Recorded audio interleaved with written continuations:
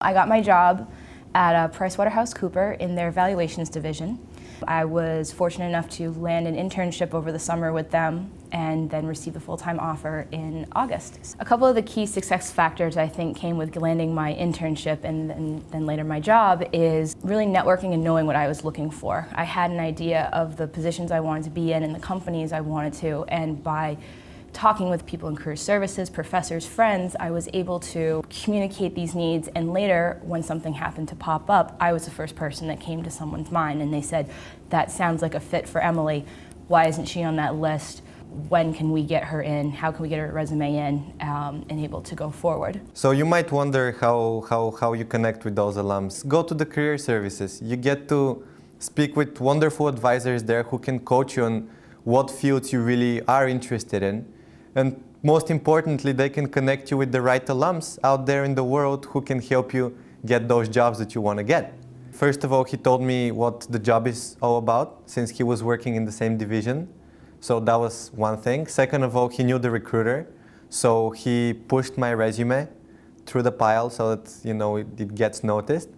And third of all, he gave me confidence just by talking to me. I was feeling a lot more confident about myself, my ability to get the job, and eventually I think those three things really were what made me get the job. Here at the International Business School, I did a lot of activities outside of just classes. Of course, I did take a lot of classes, but I also got involved in the Student Association, in the Women's Club. I was a leadership fellow. Those were really critical for me when I was applying for jobs, because when I went to interview, I would say, well, I put on an event where I got people to carve pumpkins, and I got 10% of the school to show up, and that sounded really impressive. I was very motivated, and that really sparked an interest with my boss, and I think a good reason why I got hired.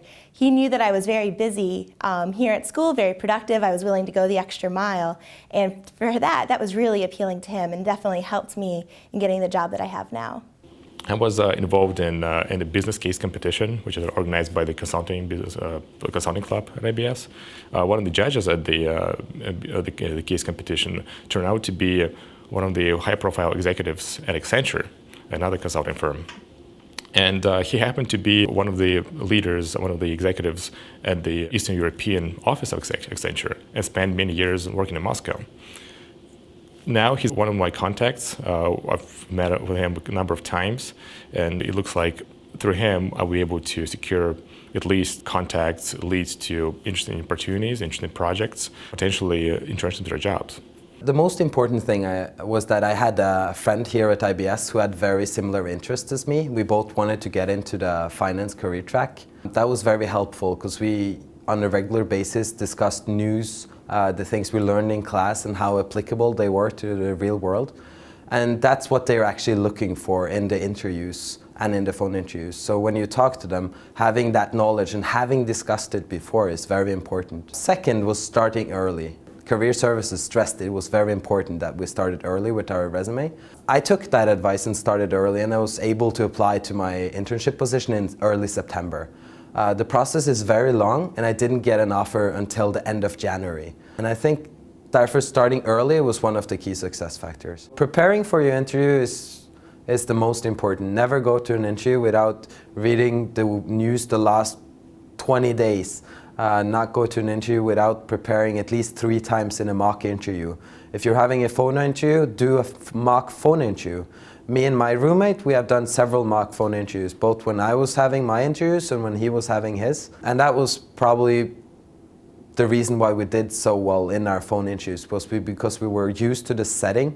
It's very difficult to impress someone when you can't have the eye contact and look at the body language. So that's why mock interviews are very, very important. Some of the key factors that helped me get this internship is getting involved in everything that we do at school, all the different clubs, all the different programs, and also the third thing is being persistent. First-year students, they really need to get started early. It's really important for you to take the initiative and get ahead of everyone. Go get started on your cover letter right away when you get here in September, and make sure that you start practicing your interview skills even though you don't have an interview set up yet. That's what helped me. When I got this last interview, it was just right on the spot. So if I wouldn't have practiced with all those interview workshops and everything, I maybe not have done as well. Because if you don't go there until January, then, I mean, you could still do it, it's still doable, but you'd probably miss out on a lot of opportunities.